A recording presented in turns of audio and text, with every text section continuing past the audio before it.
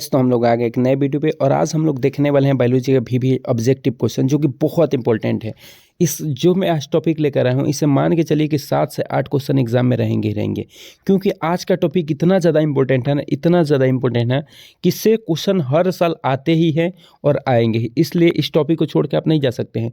अगर चाहते हैं कि बायो में आपका 35 में 35 बिल्कुल आ जाए तो 35 में 35 तब ना आएगा जब पूरा वीडियो को वॉच करेंगे। अगर बीच में छोड़ के जाते हैं तो आपका बिल्कुल नहीं आने वाला है।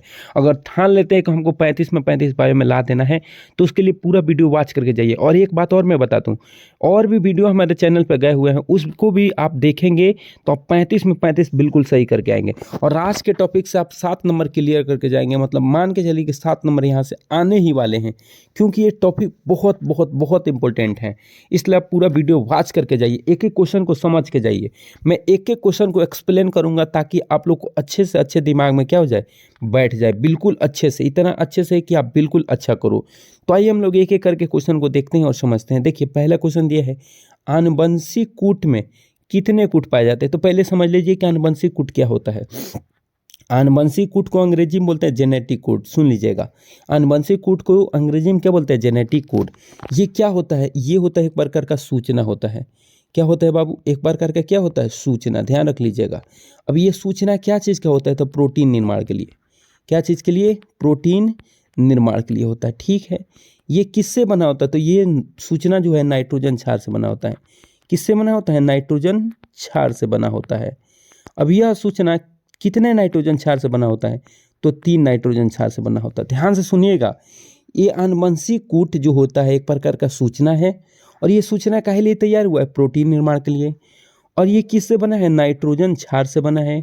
कितने नाइट्रोजन क्षार से बना है, 3 नाइट्रोजन क्षार से बना है। याद रख लीजिए, यहाँ से क्वेश्चन पूछा जाएगा। अगर दे कि आनुवंशिक कूट क्या है तो आपको बता देना यह एक प्रकार का सूचना होता है जो प्रोटीन निर्माण करता है, और यह नाइट्रोजन क्षार से बना होता है। और कितने नाइट्रोजन क्षार से बना होता है, 3 नाइट्रोजन क्षार से बना होता है। और भी सुनिए, और इससे क्वेश्चन क्या आ सकते हैं। अब बताइए कि प्रोटीन निर्माण के लिए सूचना कितना तैयार हुआ है, टोटल देखिए 64 गो कूट तैयार हुए हैं। को गो, 64। और आप लोगों को पता है कि अमीनो अम्ल कितने प्रकार के होते हैं, 20 प्रकार के। तो प्रोटीन कितने प्रकार के बनने वाले हैं, 20 प्रकार के। प्रोटीन कितने प्रकार के बनेंगे, 20 प्रकार के। ध्यान से सुनिएगा। और कोड कितने हमारे पास, 64। तो ध्यान रख लीजिए, क्या 64 में 64 सभी प्रोटीन के निर्माण में भाग लेते हैं, तो नहीं। इसमें से 61 जोड़ते हैं प्रोटीन निर्माण क्या, प्रोटीन निर्माण के लिए कूट करते हैं। अमीनो अम्लों को कूट कितने करते हैं, 61। और इसमें से 3 ऐसे होते हैं जो कूट नहीं करते हैं, जो प्रोटीन के निर्माण में भाग नहीं लेते हैं। ये कौन कौन है, UAA, ध्यान से सुनिएगा। दूसरा UAG और UGA, ये तीनों होते हैं। UGA, ये तीनों ऐसे होते हैं जो प्रोटीन निर्माण के प्रक्रिया में भाग नहीं लेते हैं, और इनको समापन कोडोन भी बोला गया, मतलब प्रोटीन निर्माण के प्रक्रिया को समाप्त करते हैं। एक और बात याद रख लें, इसको नॉनसेंस प्रोटीन बोल जाता है। क्या चीज़, नॉनसेंस। ध्यान रख लीजिएगा, बहुत इंपॉर्टेंट है, बहुत इंपॉर्टेंट। ये तीनों को भूलना नहीं है। तो ये ऑप्शन में क्या दे रखा है, आनुवंशिक कूट कितने होते हैं, 64, 16, 32, 4। तो इसका राइट आंसर होने वाला 64। और 64 को में 61 को कोड करेगा, और 3 प्रोटीन के निर्माण के में प्रक्रिया में भाग नहीं लेंगे। इस बात को ध्यान रख लीजिएगा। अगले क्वेश्चन पे आ जाते हैं। अगला क्वेश्चन क्या है, दूसरा क्वेश्चन है, निम्न में से कौन प्रारंभिक कूट है। पहला ऑप्शन है UAG और UGA, दूसरा है AUG, GUG। अगला ऑप्शन है क्या चीज़, देखिए ऑप्शन दिखा रहा हूँ मैं। अगला ऑप्शन है UAA, UAG, और लास्ट है सभी। तो मैं इसका राइट आंसर में बता दूं, तो इसका राइट आंसर होने वाला है क्या चीज़, इसका राइट आंसर होने वाला है AUG या GUG। अब ये क्या है, पहले इसके बारे में सुन लीजिए, AUG और GUG। तो AUG और GUG ये प्रोटीन निर्माण की प्रक्रिया को शुरू करते हैं। क्या करते हैं, प्रोटीन निर्माण की प्रक्रिया को क्या करते हैं, शुरू। बिल्कुल नहीं भूलना है। अब ध्यान से सुनिए, कब ये काम करते हैं, कब ये, अगर AUG है तो पहले काम AUG शुरू कराएगा, लेकिन AUG किसी कारणवश नहीं रहे तो उसमें कौन काम शुरू कराता है, GUG। याद रख लीजिएगा। और ये कौन से प्रोटीन के लिए कोड करते हैं, ध्यान से सुन लीजिएगा, मिथियोनिन, भूलना नहीं है। क्या चीज़, मिथियोनिन। एग्जाम में पूछा जाता है कि AUG किस अमीनो अम्ल को कोड करता है, तब मिथियोनिन को, याद रहेगा। और ये दोनों क्या करते हैं, प्रोटीन निर्माण की प्रक्रिया शुरू करते हैं। मतलब AUG तो हमेशा करेगा, लेकिन AUG के नहीं रहने पे कौन करता है, GUG। तो ये दोनों कैसे है, प्रोटीन निर्माण की प्रक्रिया को शुरू कराते हैं, इसीलिए इन्हें प्रारंभिक कूट बोला गया है। अगला सुन लीजिए, एक और मैं बात यहीं से बता दूं। अब ये mRNA जो भी सूचना होता है ना, तो mRNA क्या करता है, सूचना को लेकर और सीधे साइटोप्लाज्म तक पहुंचता है। केंद्रक से साइटोप्लाज्म तक सूचना लेके जाता है। कौन लेके जाता है, mRNA। तो mRNA के ऊपर ही है ना, जो भी सूचना है mRNA के ऊपर है। तो काम शुरू कौन कर रहा है, AUG। तो इस शुरुआत में रहेगा कि अंतिम में, तो ध्यान रख लीजिएगा mRNA के शुरुआत में कौन रहता है, GAUG। बिल्कुल नहीं भूलना है, ये बहुत बहुत बहुत इंपॉर्टेंट है। और प्रोटीन निर्माण का शुरू ये कराएगा, लेकिन समाप्त कौन करेगा, तो अभी मैं बताया था UAG, UAA और क्या, UGA। ये क्या करते हैं, प्रोटीन निर्माण की प्रक्रिया को खत्म करते हैं। ध्यान रख लीजिएगा, बहुत इंपॉर्टेंट सारा चीज मैं बताया हूँ। अगले क्वेश्चन पे आ जाते हैं। अगला क्वेश्चन क्या दे रखा है, अगला क्वेश्चन है DNA अणु का प्यूरिन क्षार होता है। तो पहले प्यूरिन और पायरिमिडिन क्या होता है, सुनिए, नाइट्रोजन, देखिए नाइट्रोजन बेस, ठीक है। तो नाइट्रोजन बेस दो प्रकार के होते हैं, एक होता है प्यूरिन, क्या होता है बाबू, प्यूरिन, और दूसरा होता है पायरिमिडिन, क्या होता है, पायरिमिडिन। पायरिमिडिन, ध्यान से सुनिएगा। अब पहला मैं चर्चा कर देता हूँ, प्यूरिन क्या है, पहला चर्चा करता हूँ। तो प्यूरिन क्या होता है, इसके बारे में हम चर्चा करते हैं। तो देखिए प्यूरिन क्या होता है, और यहाँ से क्वेश्चन बनते हैं, इसीलिए मैं इतना चर्चा कर रहा हूँ, इसलिए ध्यान से देखिएगा। तो प्यूरिन दो प्रकार के होते हैं। प्यूरिन कितने प्रकार के होता है, दो। एक होता है एडेनिन, क्या होता है, एडेनिन, ठीक है, एडेनिन। एडेनिन को सूचित करते हैं हम लोग ए से, किससे, ए से। और दूसरा होता है ग्वानिन, क्या होता है, ग्वानिन। और ग्वानिन को किससे सूचित करते हैं, जी से, याद रख लीजिएगा, किससे, जी से सूचित करते हैं, ठीक है। ये एडेनिन और ग्वानिन, ये यही दो हैं जो कि प्यूरिन में आते हैं। किस में आते हैं, प्यूरिन में, बिल्कुल नहीं भूलना है। अगला आ जाते हैं पायरिमिडिन। तो पायरिमिडिन में कौन कौन होता है, एक होता है सी, जिसको बोलते हैं साइटोसिन, क्या बोलते हैं, साइटोसिन। और होता है टी, जिसको बोलते हैं थायमिन, क्या बोलते हैं, थायमिन। ध्यान से सुनिएगा। और तीसरा होता है यूरासिल, तीसरा क्या होता है, यूरासिल, यूरासिल, ठीक है। ये तीनों हैं पायरिमिडिन। और सुनिए, इसको सी से सूचित किया, इसको टी से, इसको यू से। मैं एक बात बता दूं, ध्यान से सुनिएगा। जो यूरासिल होता है ना, यूरासिल, यह डीएनए में नहीं पाया जाता है। ध्यान रख लीजिएगा, यूरासिल डीएनए में नहीं पाया जाता है, और थायमिन जो है वो आरएनए में नहीं पाया जाता है, ठीक है। इस बात को ध्यान रख लेंगे। सुनिएगा मैं क्या बोला। सी जो मैं प्यूरिन पूछा है, तो प्यूरिन अभी हम लोग जान के हैं ए और क्या है, जी है। तो ए और जी कहाँ दिखाई दे रहे हैं, देखिए यहाँ पे हैं। तो इसका राइट आंसर क्या हुआ, ये वाला। यहाँ से हर साल क्वेश्चन आए हुए हैं, क्या चीज़ से, नाइट्रोजन बेस से, नाइट्रोजन क्षार से। इसीलिए मैं इतना बेहद तरीके से बताया हूँ, बड़े ध्यान से समझे होंगे आप लोग, क्योंकि यहाँ से क्वेश्चन बनते हैं। अगला क्वेश्चन है, डीएनए में पायरिमिडिन पाया जाता है। अभी मैं बोला था कि यूरासिल तो होगा नहीं, यूरासिल, देखिए यूरासिल तो होगा नहीं, ये बिल्कुल गलत है, क्योंकि आप लोगों को पता है डीएनए में यू नहीं होता है, यूरासिल, अभी मैं बताया। तो ये दोनों तो ऑप्शन ऐसे ही गलती हो गए। और ये दोनों तो प्यूरिन है, अभी पढ़ के हैं, ए और जी क्या है, प्यूरिन है। तो बच्चा क्या, यही ना। तो राइट आंसर क्या हो जाएगा, टी और सी। टी मतलब क्या, थायमिन, और सी मतलब क्या, साइटोसिन। बिल्कुल नहीं भूलना है, यहाँ से क्वेश्चन आते हैं। अगले क्वेश्चन पे आ जाते हैं। ये क्वेश्चन तो हर साल आया हुआ है और इस साल भी आएगा।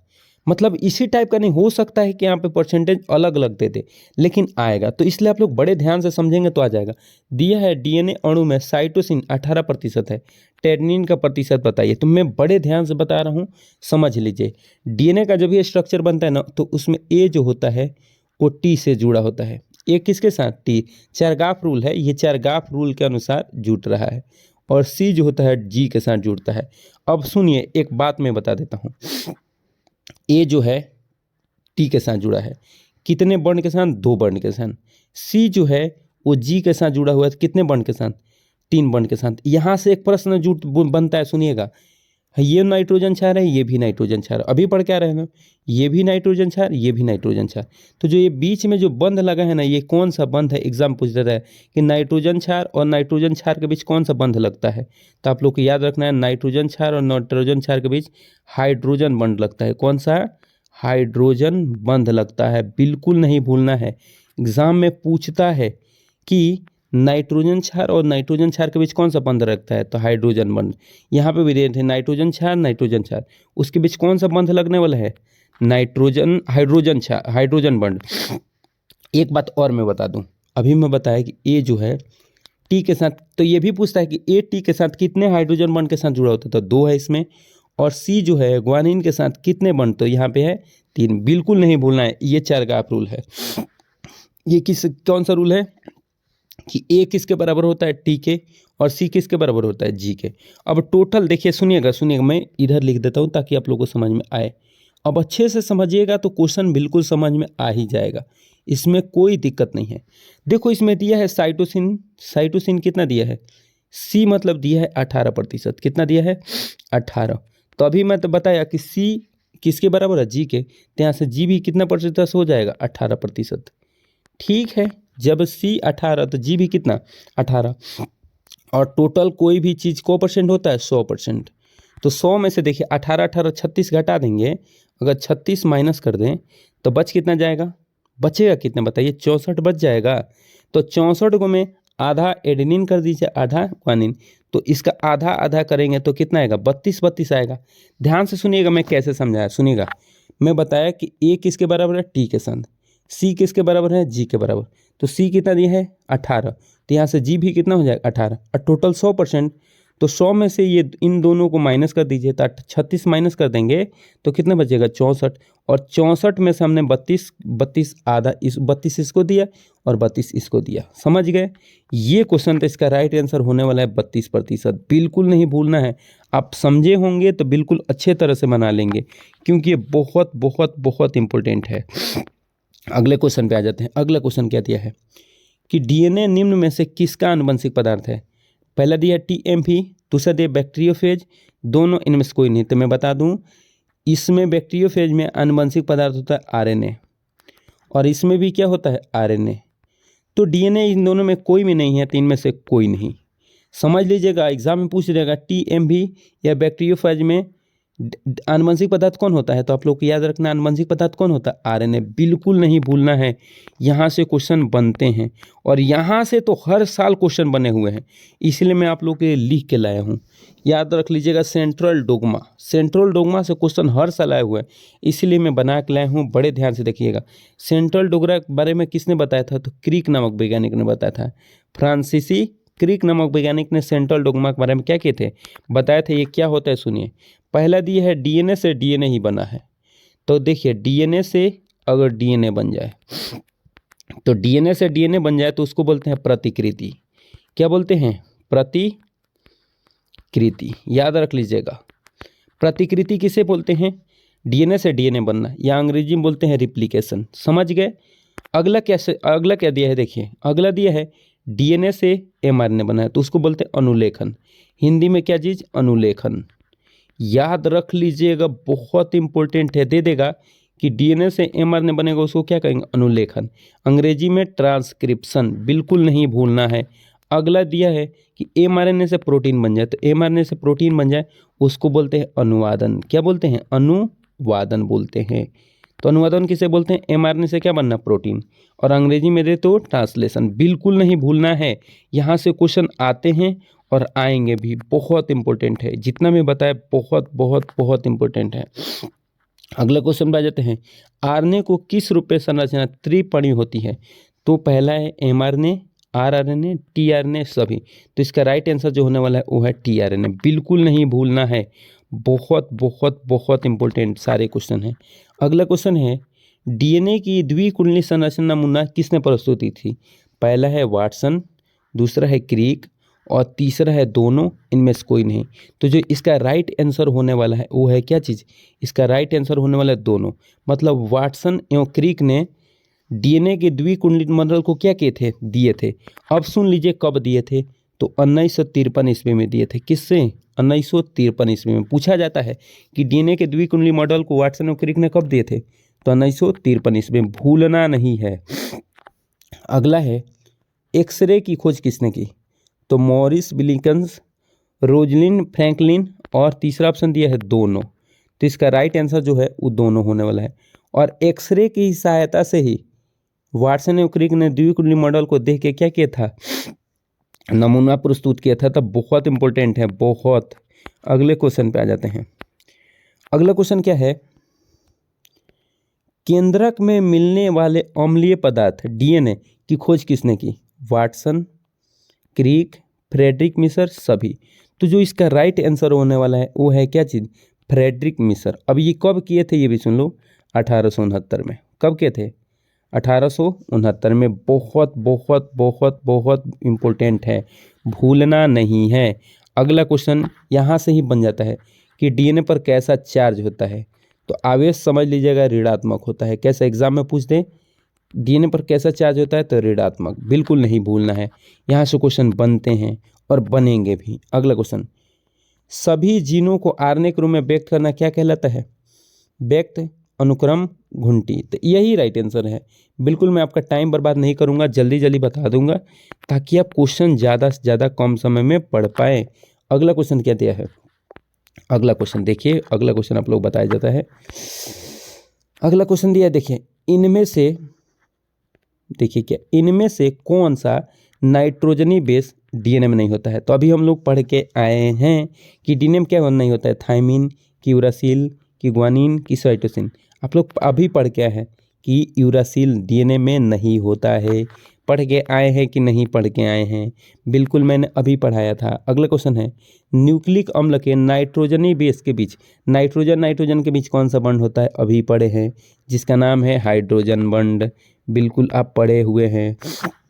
अगला क्वेश्चन है, एंटीबॉडी किस में पाया जाता है? भाई एंटीबॉडी नहीं होता है, ये गलत है। एंटीकोडोन होता है, एंटीकोडोन, एंटीकोडोन। तो एंटीकोडोन किस में होता है? तो टीआरएनए में, टीआरएनए में। बिल्कुल नहीं भूलना है। एंटीकोडोन किस में होता है? टीआरएनए में। बिल्कुल नहीं भूलना, ये सब इंपॉर्टेंट क्वेश्चन है। अगला क्वेश्चन है, ओपेरॉन मॉडल प्रस्तावित किया था किसने? वाटसन, क्रिक, नीरेनबर्ग, जैकब और मोनार्ड। तो इसका राइट आंसर जो होने वाला है वो है जैकब एवं मोनार्ड। वही ओपेरॉन मॉडल को क्या किए थे? दिए थे। अगला क्वेश्चन पे आ जाते हैं, सबसे अधिक और सबसे कम जीन मानव में किस में होता है? गुणसूत्र 21 एवं वाई पर, गुणसूत्र 1 एवं एक्स पर, गुणसूत्र 1 एवं वाई। यहाँ पे वाई रहना चाहिए, यहाँ पे वाई रहना चाहिए, वाई सूत्र पर, याद रख लीजिएगा। तो मैं बता दूं इसका राइट जो आंसर होने वाला है वो है, ये राइट आंसर होने वाला है गुणसूत्र 1 और क्या चीज? गुणसूत्र। राइट आंसर होने वाला है गुणसूत्र नंबर 1। कितना बाबू? गुणसूत्र 1। और वाई पर देखिए, गुणसूत्र 1 पे 29 68 क्या होते हैं? 29 68 जीन पाए जाते हैं। और वाई पे कितना होता है? 231। मतलब सबसे ज्यादा गुणसूत्र 1 पे और सबसे ज्यादा ही। देखिए इसका राइट आंसर क्या होगा? लास्ट ये वाला, यहाँ पे सिर्फ वाई रह जाए तो आपका काम बन जाएगा। मतलब गुणसूत्र 1 और सूत्र कितना रहना चाहिए? वाई। ठीक है। अगला क्वेश्चन, अगला क्वेश्चन क्या है? निम्न में से कौन सा मोबाइल आनुवंशिक पदार्थ है? तो मोबाइल आनुवंशिक पदार्थ कौन कौन है? खंडित जीन है, जंपिंग जीन है, ट्रांसपोजोन है। तो इसका राइट आंसर जो होने वाला है, ये राइट आंसर इसका होने वाला है वो है, ये नहीं होगा, जंपिंग जीन होगा और ट्रांसपोजोन। तो बी और सी दोनों होगा। तो ये बी और सी वाला बिल्कुल करेक्ट है। अगला क्वेश्चन आ जाते हैं, आरएनए से जो डीएनए बनता है उसे क्या कहते हैं? सीडीएनए। आपका टाइम मैं खराब नहीं करूंगा, बिल्कुल जल्दी जल्दी बताऊंगा कि आप ज़्यादा से ज़्यादा पढ़ पाए। डीएनए के न्यूक्लियोटाइड की व्यवस्था किसके द्वारा देखा जाता है? Electron microscope, X-ray crystallography. तो ठीक है, एक्सरे क्रिस्टलोग्राफी से हम लोग क्या करते हैं? देखते हैं, जो कि बहुत इंपॉर्टेंट है। इतना ही रहने देते हैं, आज टाइम आप लोगों का बहुत ज़्यादा हो गया है। मैं इसके आगे कल बता दूंगा, जो कि बहुत बहुत जितने में बताया आज बहुत इंपॉर्टेंट है, इसको पूरा क्लियर करके ही जाइएगा।